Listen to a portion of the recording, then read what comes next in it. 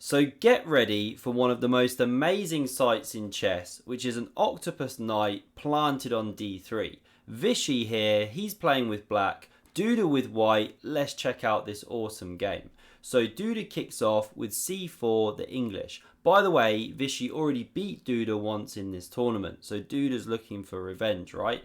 c5 in response, both knights develop, and now some b3 action from Duda, so preparing to fianchetto. Bit different to the main lines. Now Vishy goes e6, and he just takes the centre here, very principled. We get g3 from Duda, the double fianchetto, knight c6, and now takes on d5, pawn recaptures, and it looks a bit risky for white to play like this. You know, you're instantly giving black the centre here. How are you going to fight against that? Well, bishop g2 was now met by d4, taking more central space, castles, bishop e7, and now e3 from Duda, trying to stake some claim to the centre.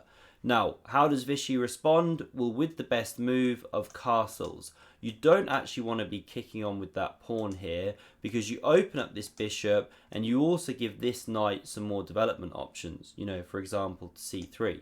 Possibly even that pawn becomes weak later on. Sometimes it's good to push it on, you know, create the thorn in the side, but not always. Not here. So castle's played instead, and now we see knight a3 from Duda. He doesn't have this square available, so Vishy now takes on e3. He didn't do it a move sooner because then the knight had this extra option for development. So pawn recaptures, bishop f5 develops, knight c4 comes to the centre, looks at the e5 square, and queen c7. So queen staying on the board. We're in for a tense middle game. Knight f to e5 opens up this bishop, pressures on this knight. So Vishy centralises his rook, hits the queen, and only then chops off a pair of knights here. We get bishop recaptures, kicking back this queen, and now this rook challenges the open file.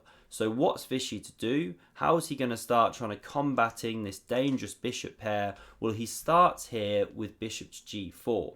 So it induces this f3 move, which at least just blunts the influence of this one for now. But okay, in return, you've gained some control of these squares. e4 is coming. This is one of Duda's ideas. He wants to try and use this 4 on 3 on the king side versus the 3 on 2 for Vishy on the queen side. Now he starts here with knight d6, forcing this one to capture. That was such a beast of a knight. The bishop recaptures, the rook slides from the attack, and now rook a to c1. Targets the pawn, which is defended, and now e4. So the classic move to gain space in the centre, and Duda's got this long-term plan of f4, e5, try and attack, really cement this bishop and get at the black king. So how does Vishy respond? Well, he starts here by going after the bishop pair. So bishop to h3, getting one of those ones off the board. Duda responds with b4, using this pin here. We've got the rook lined up against the queen. We see captures on g2, and now Duda makes a strange move in this position here. Because the instant first choice, you know, the hand just finds king takes on g2. Feels so natural to just play that one. And this was best, because now if c4, pushing the passed pawn, well, it's not possible. The queen simply captures, you know, recaptures with the rook. This bishop's fine. It's not going to get pinned. You can always defend as needed, and that's all good. But what Duda does is queen takes on g2. Now his idea is that after these pawns clear the way to dark squares, well, the queen's going to be sitting quite nicely. But pawn c4 now comes from Vishy, and this creates some real counterplay. b5 is coming. That's a cemented passed pawn. So e5 from Duda. The knight drops back. f4 on the board. b5 in response. And now here Jan Krzysztof, he just finds the wrong plan. What the computer wants to do is queen e4, with the idea being you're preparing f5, adding to protection to the e5 pawn by centralizing that queen, and you're going to try and attack that black king to get the counterplay against this dangerous passed pawn. But what Duda does is rook d5. Now it attacks the b5 pawn, which is now defended, and prepares to double the rooks. But it gives Vishy this time now to start this awesome knight maneuver, the one I showed in the thumbnail. So you pick up a tempo against that rook, it drops back, and now knight to a4. Don't put your knight on the edge of the board, they say. Why would you do that? Well, there's a couple of ideas. One is supporting this pawn maybe one day, and the other, well, we're about to see. And Duda goes wrong. He has to cover this second rank, stop the knight from hopping to b2 and then into d3. So the top engine move here is rook 1 to d2. Let me just quickly show you that, because if c3, it just wants to sit the rook here. Looks a bit passive, but okay, this knight's out the game, even though this rook's a bit out the game. This one's tying down at least one of the black rooks, so still white's doing okay, gives roughly level, and you can then try and turn your attention to the king side. But what we see in the game is queen f3, leaving this second rank, and there's no rook there. So Vishy pounces, knight b2, the rook moves, and knight 1 to d3. And of course I had to draw all the arrows here, right? That's an absolute octopus knight. Look at the influence it has over the board, supported by this pawn on the outpost. So what does Duda do? Well, he chops it. Now the top engine way to play is once again with queen e4. Try and play around it and generate some attack. Maybe chop the exchange one day, but not immediately. But Duda does it straight away. The queen recaptures. However, Vishy, now he's getting a bit of an initiative here. He lands this check and checks again from the second rank. Now the best way for Duda to go was immediately block this check with queen d2. Because after king h3, trying to keep the queens on the board, very logical to try and generate an attack. Well, now it's running into rook e6, which Vishy finds, of course. Former world champion, true quality player, looking to check and then do nasty things here.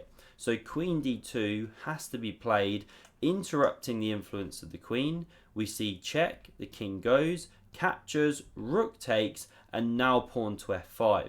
Using the fact that you can't capture or rook takes back and this bishop's dropping off the board, you can't move it, or then you're losing this rook down here. So after f5, h3 is played in response. Duda doesn't want to let these pawns get squashed down by Vishy's, so he's got this idea in mind. We get rook g6 played, king f3 breaks the pin, now pawn h5, rook d5 and rook e6, manoeuvring from both players. Now g4 comes on the board from Duda, threat to take here, so we see captures, pawn recaptures, and now if you take, it just doesn't look natural to do so, because after the king captures, it finds a great square, f5's coming fast, you know, this could get scary, even though the computer gives it level. So Vishy goes g6, very logical move, and now Duda, getting lower on time, he just gets the pawn structure wrong. He closes things down with pawn g5. The computer says, leave the structure as is, carry on manoeuvring with the rook. Okay, long game still. But what we see here instead is pawn g5. But it locks things down there, clarifies, and now after Vishy drops back, he's got some big attacking ideas. He wants to bring this rook to an open file, and also he's got this idea of king f7, use the h file. So rook d1 from Duda, looking to think about some of those ideas. King f7, pawn a4 now played. Vishy doesn't capture, you could do, but then there's rook a1 coming behind. So instead he goes king e6, blockades that pass pawn for white. We get a takes, and now king e3. Rook h8, looking to invade into the position. And this is the big challenge for Duda. How do you stop that invasion? This is a weak pawn as well. That's the big problem, the really hard one to defend. Obviously the bishop's covering this one. That's not so easy to get at. And here Duda, he doesn't find the best way to put up a struggle. So the top move was rook a1. And we'll see why after what was played in the game.